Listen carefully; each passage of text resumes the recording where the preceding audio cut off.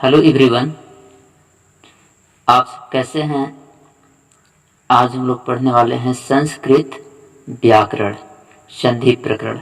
आज हम आपको बताएंगे संधि के प्रकार।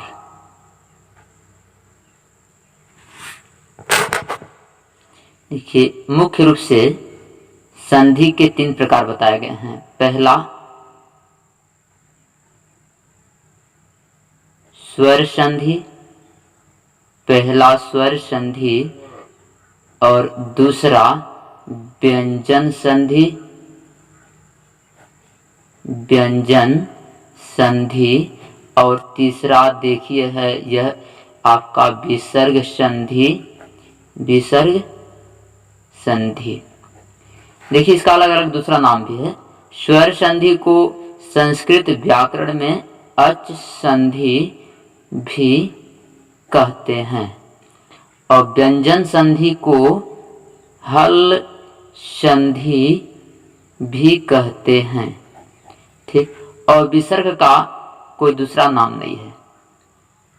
देखिए, अब हम लोग समझने वाले हैं आखिर स्वर संधि को अच संधि क्यों कहा जाता है और व्यंजन संधि को हल संधि क्यों कहते हैं।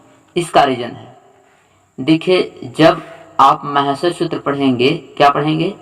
माहेश्वर सूत्र। ठीक, क्या पढ़ेंगे? माहेश्वर सूत्र। उसमें टोटल माहेश्वर सूत्रों की संख्या 1 से 14 तक होती है, जिसमें सूत्र संख्या 1 से 4 तक में प्रत्याहार बनाई जाती है, जिसको कहते हैं अच प्रत्याहार।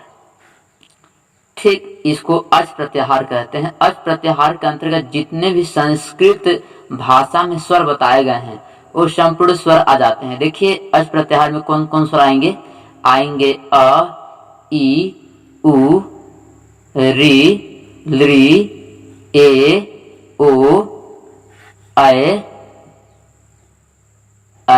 फिर आएगा औ।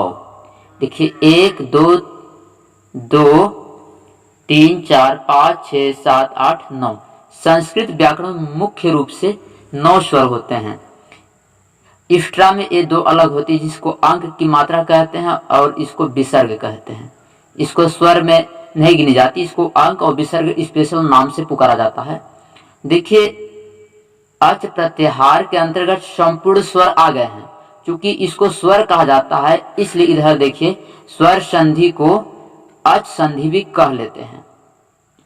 उसी प्रकार आखिर हम व्यंजन संधि को हल संधि क्यों कहते हैं? उसी प्रकार सूत्र नंबर माहेश्वर सूत्र में सूत्र नंबर 5 से सूत्र नंबर लास्ट जो 14वें तक है, सूत्र नंबर 5 का प्रारंभिक अक्षर है ह और सूत्र नंबर 14वें का अंतिम अक्षर है ल। इसको मिला देते हैं तो ये हल बन जाती है। चूंकि हल प्रत्याहार के अंतर्गत संपूर्ण व्यंजन आ जाते हैं, इसलिए यहां ध्यान देंगे, व्यंजन संधि को हल संधि भी कहा जाता है। ठीक, इस चैप्टर में इतना ही। अगली का चीज हम लोग अगले वीडियो में समझेंगे। धन्यवाद।